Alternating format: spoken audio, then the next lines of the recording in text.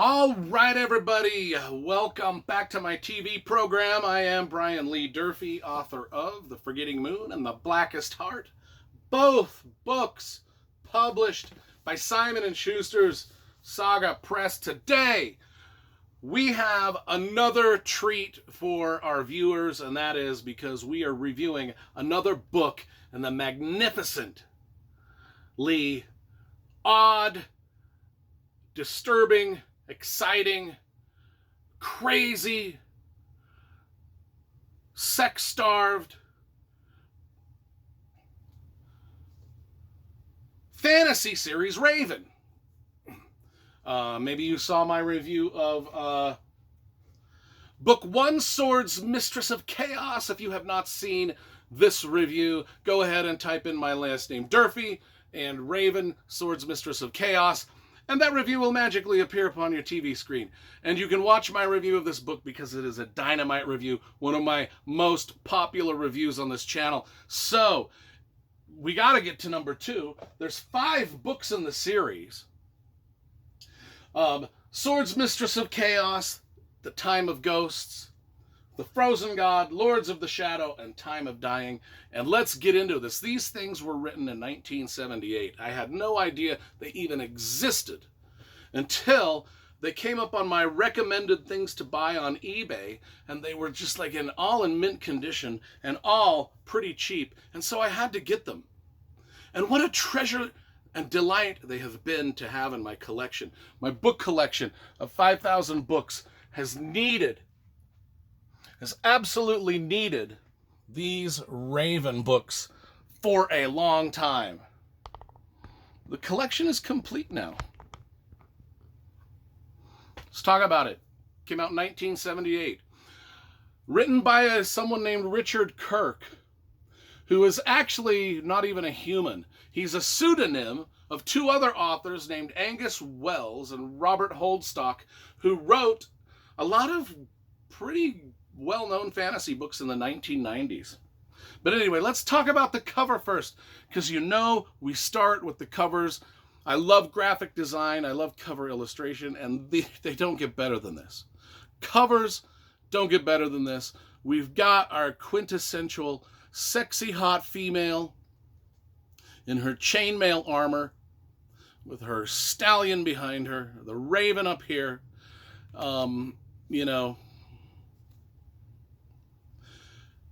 And I'm going to be honest, Louis Royo is the artist for all of these covers. And they are all just similarly dynamic and absurd all at the same time. Louis Royo is a great fantasy illustrator. And, these things, the chainmail bikini, I don't know how much protection that really offers our heroine to have the chainmail cover everything but her vitals. Her vitals are not covered. But yet she's still, wears the pointless shit. Anyway, similar here. Now, what I was going to say is Louis Royo, to his credit, and I will tell you, in each book so far, book 1 and book 2, her outfit has been described with loving detail by the authors. And Louis Royo has actually painted every single bit of it to specific, spot-on accuracy. It's absolutely astonishing. But I love it. I just love the detail that has gone into these books. I mean, there's even a map of our fantasy world, not quite as detailed as, say, Middle-earth, but still a map. So, thematically, if you want to know kind of what flavor of fantasy you're getting, you can just look at the cover, and 99% of you will be clued in to this is like sort of a 1970s trash fantasy.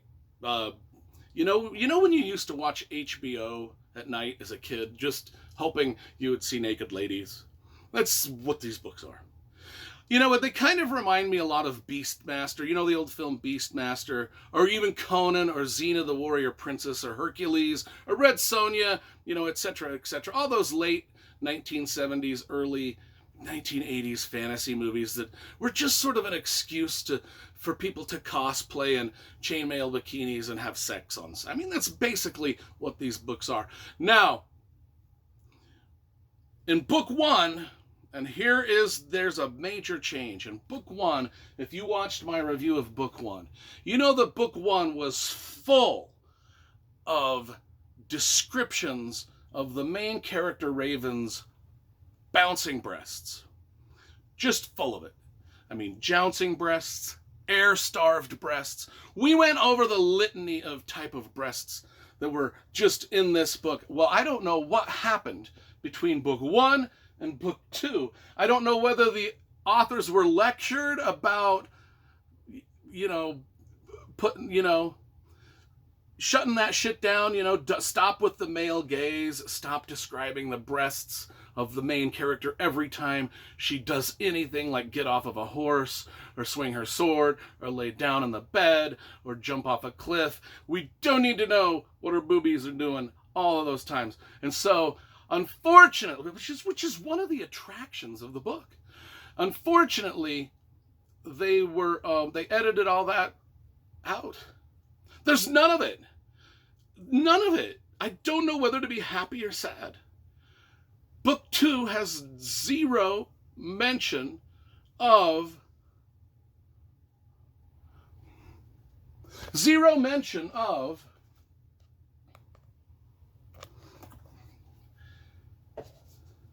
times are changing. Times are changing. Anyway, what's a teen boy to do? In book one, Raven, our main character. Now, 7 minutes and we haven't even gotten into the book yet. Holy Christ. She's an escaped slave, we learn in book one. She battles her nemesis, her slave master, a man named, an evil genius, named Carl Don Wayne. Everybody else has a fantasy name in these books, like Raven or Silver or Spellbinder or Argor. They've got great fantasy names. Except for the evil guy, Carl Don Wayne. Well, what happens is, in book one, she confronts the evil slave master, Carl Don Wayne, and thinks that she's killed him. But in book two, maybe he survived. Dun, dun, dun, dun. That is the problem we've got. So in book two, we will read the back because there is gold even on the back description here. Raven, out of the bonds of slavery arose a beautiful warrior, feared across the land. Her blade was stained with the blood of thousands. Raven, accompanied by her mysterious teacher Spellbinder. She was invincible. Together they could face the savage butchery of battle and the gathering of forces of evil. Raven! The lovely... Okay, so now we get into a little bit more of the plot stuff. The lovely Kira, wife of Karshum's ruler, has been abducted, held captive in a strange and distant land. Raven and Spellbinder are her only hope. Raven, you're my only hope. Spellbinder, you're my only hope. But they must withstand the forces of a powerful new evil and conquer the wrath of an old enemy, the dark sorcerer Belthis. As swords clash in fearsome battle, Belthis leads them deep into the frozen regions of the north, where his magic holds rule even over the dead. That is why it is called the time of the ghosts, because the dead have arisen again to confound Raven, our main lady, Spellbinder, the warlock, Argor, the fighter. Those are part of her outlaw gang. And then we get a new character named Silver, who's this archer. He's a new fighter. He wants to be a magic user. He's a new guy on the crew. But do we really trust him? He wasn't in book one. So Silver is this new guy, and he's got the hots for Raven. Well, hell, everybody has the hots for Raven. I've never met the girl. I have the fucking hots for Raven. I mean, how could you not? So this causes conflict in the band of outlaw, in the outlaw gang. Who will win Raven's love? Spellbinder has had it so far in books 1, but now Silver has come along, and he is a competition. Now there's a love triangle. Imagine that. A love triangle in a book with a woman in a chainmail bikini. I can't... If there's a woman wearing a chainmail bikini anywhere on this planet or inside of any fantasy world created by alien or man, a love triangle is bound to spring forth. So if you hate love triangles, avoid this book. I've told you before, when I reviewed book 1, I said Angus Wells and Robert Holdstock, who are Richard Kirk, they have a way with prose. They really write beautiful prose. It's actually very good.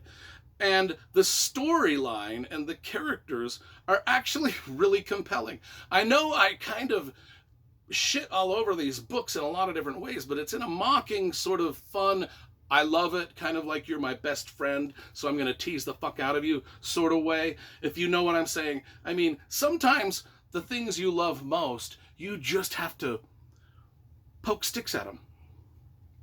And that's what I'm doing. Because I love these books. They are not bad fantasy books. These are actually well written. In fact, I would dare say more well written than a lot of the stuff that we're getting in our own modern era. And it's undisputable. I mean, you just look at, is there weird stuff? Is there just bizarro sex scenes? Made even more bizarro for the fact that they took out all the descriptions of Raven's body parts, which is just... It's just a crime against nature, that. It just is a crime against nature. Anyway,